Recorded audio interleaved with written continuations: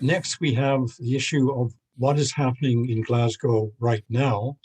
And we have an insider view from Tamara Lorincz, who has been kind enough to join us from Glasgow.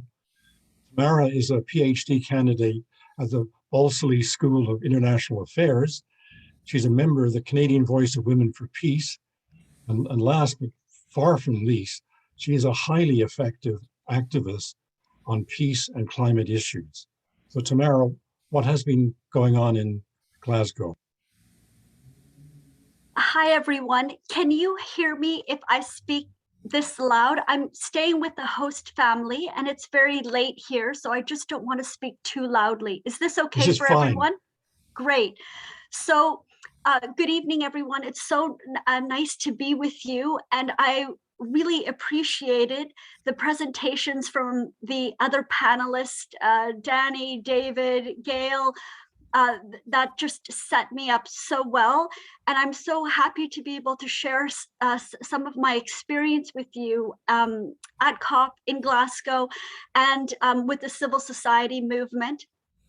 So I am here with the Women's International League for Peace and Freedom.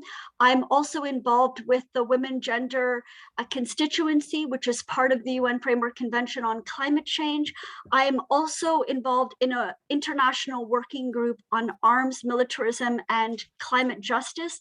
And I came to Glasgow carrying my banners and my pins and my fact sheets. I'm wearing my pins now, and my fact sheets are on Canada's carbon blueprint, the problem of military emissions and military expenditures. My other fact sheet is on NATO being a threat to people and the planet. And I have these banners: demilitarize, decarbonize, decolonize. People love them. I've been passing out these pins.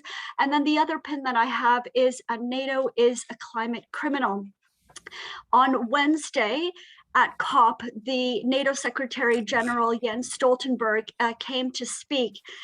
And NATO's demand for military spending and carbon-intensive weapon systems are going to prevent us from achieving the Paris Agreement targets and also achieving the UN Sustainable Development Goals. And those goals are also very important to the conversations that are taking place right now in Glasgow. Yesterday was the big climate march. I hope that you participated in a march in your community. So there were 50,000 people on the streets in Glasgow. It was extremely wet and windy. I understand that there were 200 solidarity actions around the world, about 1 million people on the streets calling for climate justice. That's fantastic. And Greta Thunberg, of course, spoke at the park, and she reminded everybody that the science demands drastic emission reductions.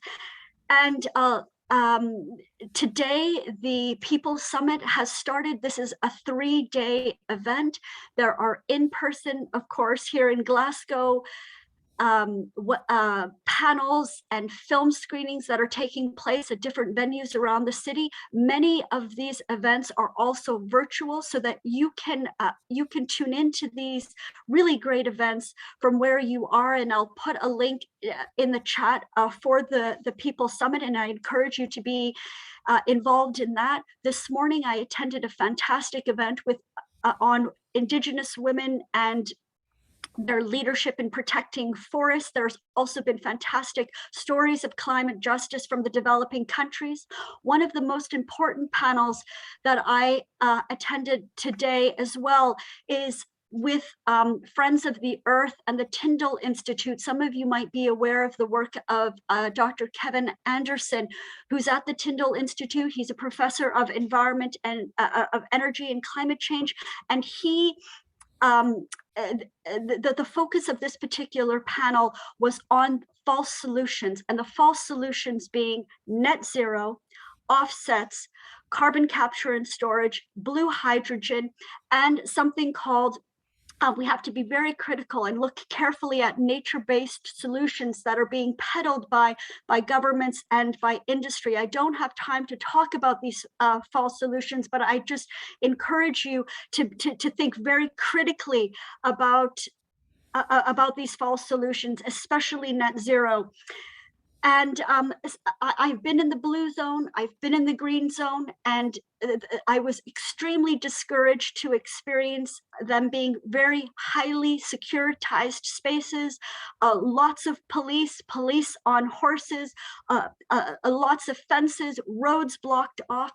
This COP is very white. The activists, from the global south, from developing countries, haven't been able to come to the UK. This is extremely problematic.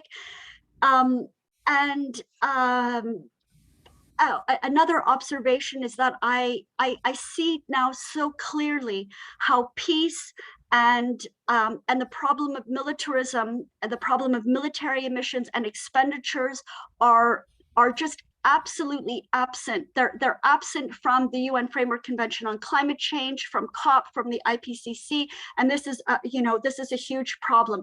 In the fact sheet that I have, among all federal agencies, it's the military that accounts for 61% of Canada's government greenhouse gases, 61% of the emissions, and the military accounts for 30% of the budget. So it's a huge problem that's being ignored by the international community. But finally, I'm going to end with the hope, and where I see the hope is in the international solidarity movement. So it's the connections that we're making with the fantastic NGOs, civil society groups, the people's movement, and I'm also been learning a lot and really encouraged by this how women are coming together in trying to shape a feminist climate justice. So there's more to talk about with that, and I just want to end by letting you know that there's going to be an event on November 21st, Sunday at 1 o'clock Eastern Standard Time, and it's going to be a report back by feminists on COP26. So I would WILF International is going to provide the details to you soon, and I would love for you to tune into that and hear our observations from WILP about COP. And then finally, I just want to encourage all Canadians to support us on November 22nd when we call on the Trudeau government not to buy new fighter jets. We cannot decarbonize and buy fossil fuel power fighter jets. So we need peace for climate justice, and I hope that you'll make those connections, and wish me luck in my second week of in Glasgow. Thanks a lot.